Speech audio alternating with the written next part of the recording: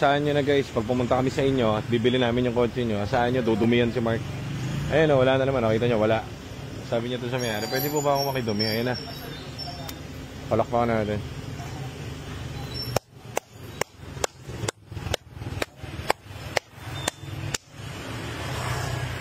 Mark! Ha?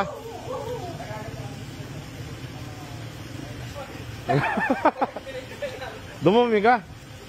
Dumumi ka na naman? Ano ba yan? Grabe ka naman. Dumumi ka na naman doon. Ka nahihiya doon sa mga tao. Ano ba yun? Nararamdaman mo lang? Ano nga, mga kinakain ko pag tangali. Eh, nakakape ako eh. May tao doon sa ano? Caesar lang. Paano na kanina doon sa nitalo ko? Fetish mo yun. Alam mo, umihilang ako. Ay, fetish mo yun. Ihi yun, dumi yun. Masaya. Ay! Yak! Ito ang literal guys na BNS. Buy and shit. Ayan, si Mark hindi buy and sell, buy and shit. Kung i-rate natin yung sir. Ilan ang ano niya? 4. Marumi. Hindi naman ganun kaano. Hindi, ayos naman.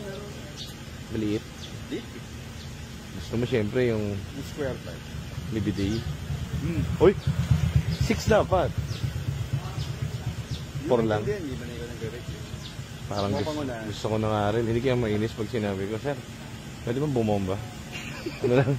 Isang 3 seconds. Ganun. Ano quick release? Bang! Inulol mo ako.